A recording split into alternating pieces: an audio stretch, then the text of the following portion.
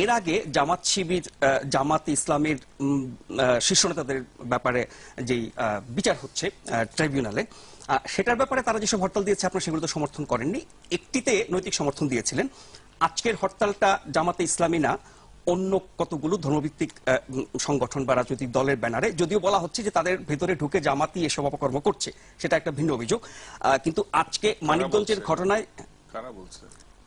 এটা সরকারি দলের পক্ষ থেকে বলা হচ্ছে যে জামাত শিবির তাদের সাথে ঢুকে গিয়ে এসব অপতথ্য কর্ম করেছে। এখন মানিকগঞ্জের ঘটনায় যেখানটায় আপনাদের স্বেচ্ছাসেবক লীগের একজন মারা গেছে বলা হচ্ছে, এবং তার প্রতিবাদে স্বেচ্ছাসেবক দল, আমি দুঃখিত, স্বেচ্ছাসেবক দল, সেই ঘটনার প্রতিবাদে 26 এবং 28 ফেব্রুয়ারি 26 ফেব্রুয়ারি ঢাকায় রাজধানীতে আর 28 ফেব্রুয়ারি সারা দেশে বিক্ষোভ প্রতিবাদ সমাবেশ করা হচ্ছে। তাহলে যেই আন্দোলনটা জামাত শিবিরের বিরুদ্ধে হলো, তারপরে অন্যান্য ইসলামিক দল এলো, তার ধারাবাহিকতা এখন আপনারাও কি সেই আন্দোলনে যুক্ত হয়ে যাচ্ছেন? জামাত শিবিরের বিরুদ্ধে আন্দোলন হলো জি, আজ গতকাল হরতালে না, আমি বলছি যে জামাত শিবিরের বিরুদ্ধে একটা আন্দোলন হচ্ছিল, ওটা তো আগে থেকে হচ্ছিল। গতকালের হরতালটা কিসের জন্য? গতকালের হরতালটা হচ্ছে সমমনা 12টি ইসলামিক দল যারা ধর্মের অবমাননা, নবীর অবমাননার বিরুদ্ধে এই হরতালটা ডেকেছে। এই কথাটা একটু না বললে ক্লিয়ার না, সেটাই বলছি, কিন্তু ধারাবাহিকতা হচ্ছে যে জামাত ধারাবাহিকতাটা পরে একটা পর্যায়ে আসছে, ওটা পরে প্রতিদিনই একটা করে তো অনুষ্ঠান আপনি করেন, তো ওই কথাটা হয়েছে। তো যা কিছুতে পায়ে যেতে ওষুধ লাগান, তা তো যুদ্ধ অপরাধের বিচারে অসুবিধা, খেতে গেলে যুদ্ধ অপরাধ, গোসল করতে গেলে যুদ্ধ অপরাধ। কালকের কথাটা কালকে বলেন, পরশু দিনের কথাটা পরশু দিন, আজকের কথাটা বলেন। যেটা হলো সেটা হচ্ছে হযরত মুহাম্মদ সাল্লাল্লাহু আলাইহি সাল্লামের বিরুদ্ধে ভয়ঙ্কর আপত্তিকর কথা বলেছে। জাস্ট একটা কার্টুন আঁকা হয়েছিল ইউরোপের একটা দেশে, এমবাসি পর্যন্ত জ্বালিয়ে দেওয়া হয়েছে। এই সেন্টিমেন্টটা কিন্তু এখন বুঝতে হবে। আজকে যারা হরতাল করেছে তারা কোরআনের অবমাননার প্রশ্ন করেছে, আল্লাহ খুদার অবমাননার প্রশ্ন করেছে, নামাজ রোজার অবমাননার প্রশ্ন করেছেন, ধর্মের অবমাননা করেছে। এই জায়গাটা কিন্তু ধর্ম মানে এই নয় যে ইহুদি ধর্ম অবমাননা হয়েছে, হিন্দু ধর্ম অবমাননা হয়েছে, হয়েছে মুসলিম ধর্ম। এই শব্দটা আনলে পরে আপনার জিনিসটা ক্লিয়ার হতো। এই জায়গায় 80% মানুষের সেন্টিমেন্ট, আপনি যদি মুসলমান হন তাহলে আজকে আপনি হরতালের পক্ষে থাকবেন, আর আপনি যদি ইহুদি হন তাহলে হরতালের পক্ষে থাকবেন ধর্মীয় অবমাননার কারণে। আর আপনি যদি নাস্তিক হন তাহলে এই হরতালটা তাকে টাচ করবে না। ধর্ম আর হরতাল মিশিয়ে ফেললে পরে যে পরিণতিটা হয়, আজকে মসজিদের উপর তাণ্ডবটা কে করছে? মুসল্লিরা করছে না পুলিশ করছে? আজকে যেটা মানিকগঞ্জের তাণ্ডবটা কে করছে? পুলিশ না আওয়ামী লীগ না যুবলীগ করছে? 5 জন মারা গেছে, রক্তাক্ত হয়েছে। আপনি বলছেন তাণ্ডব করছে জামাত ইসলাম, আপনি বলছেন তাণ্ডব করছে। আবার এখানে আপনি একটা পত্রিকা, সব পত্রিকায় কিছুই হয় নাই, খালি আপনার মানব জীবনে আছে হরতালের জনজীবন বিপর্যস্ত, আর তাছাড়া কিছু হয়নি। কিছুই না হয়, কোনো কিছু হয় নাই, তাহলে পরে কেন সরকার উদ্বিগ্ন? এখানে সমর্থন নাই।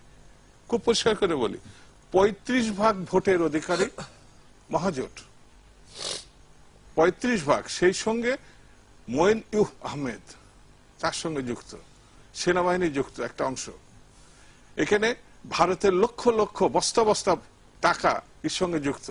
সেই অংশের প্রতিনিধিত্বকারীরা আজকে এই কথাগুলো বলছেন। এখানে 31%টা কিন্তু আসে নাই। আপনি সমর্থনের কথা বলছেন, তো বিএনপি মাঠেই নাই, সালদার সমর্থনটা দিয়েছে। বিএনপি যদি মাঠে নামে তার সঙ্গে তো 31% নামবে। এখানে একান্ত ভাবে এই হরতালটাকে সরকার গুলিয়ে ফেলেছে। এটা সরকারের কাছে দাবি ছিল। যিনি আসিফ মহিউদ্দিন বলে একটা ব্লকার, আপনি পড়বেন, আজকে আমার কাছে আছে, এই যে আওয়ামী ওলামা লীগ, তারা কিন্তু শেখ হাসিনার বিরুদ্ধেও যে এমন কিছু কথা লিখেছে এই জিনিসটার মধ্যে, তারাও কিন্তু হযরত মুহাম্মদ সাল্লাল্লাহু আলাইহি ওয়াসাল্লামের বিরুদ্ধে অবস্থান নিয়েছে। তারাও বলেছে এদেরকে ধরেন, গ্রেফতার করেন। কিন্তু আমাদের মাননীয় প্রধানমন্ত্রী, মাননীয় তথ্যমন্ত্রী, মানে আমি খুব অবাক হয়ে যাই, মাননীয় প্রধানমন্ত্রী মাঝে মধ্যে হিসাব পড়েন, নিয়মিত নামাজ পড়েন, ইসলামের তিনি অনুসারী হিসাবে কম বেশি মানুষ জানেন, কিন্তু যে ব্লকার হযরত মুহাম্মদ সাল্লাল্লাহু আলাইহি ওয়াসাল্লাম, কোরআন, নামাজ, রোজা সম্বন্ধে একেবারে যা না তাই ভাষায় বলল, আমি সেই কথা এখানে বললে পরে এটা অন্যরকম শোনাবে, সে ভাষাও ব্যক্ত করা যাবে না, তার বাসায় গিয়ে তিনি একাত্মতা করলেন। তার দলের লোকরা এসে এই গণজাগরণে বললেন যে দ্বিতীয় মুক্তিযুদ্ধে প্রথম শহীদ, আল্লাহ তাআলাকে অস্বীকার করা, হযরত মুহাম্মদ সাল্লাল্লাহু আলাইহি ওয়াসাল্লাম অস্বীকার করা, আমাদের আওয়ামী লীগের গঠনতন্ত্র আছে, তারা কোরআন সুন্নাহর বাইরে কোনো আইন করবে না, এই দেশের সমস্ত রাজনৈতিক দলের আছে।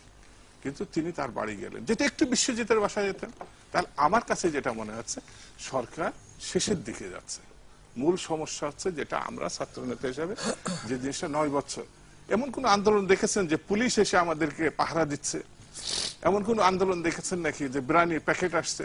এমন কোন আন্দোলন দেখছেন নাকি সারা রাত বসে বসে ঢাল তবলা বাজাচ্ছে আর সরকার গানম্যান দিয়ে তাদেরকে পাহারা দিচ্ছে? দাবিটা সরকারের উত্থাপন হচ্ছে শাহবাগে, আর শাহবাগের উচ্চারণটা সংসদে আলোচনা হচ্ছে। আজকে আপনার শেখ সেলিমের বক্তব্য শুনেন, সে বলেছে ধর্মীয় ব্যক্তিক রাজনীতি না, জামাত ইসলামী নিষিদ্ধ আমাদের লক্ষ্য, সেটার দিকে আমরা এগোচ্ছি। তো জামাতের দিকে যদি মনে করেন যে জামাত একটা নিষিদ্ধ ঘোষিত রাজনৈতিক দল, হিজবুত তাহরির করেছেন, তাহলে এত মুখোশ ঢাকা তো দরকার নেই। ব্রুট মেজরিটি বলতে সরকারের যা আছে, আমি পরিষ্কার করে বলছি, সমস্যা এই যেগুলো কথা বলা হচ্ছে এটি না, এটা কোর্টের বিষয়।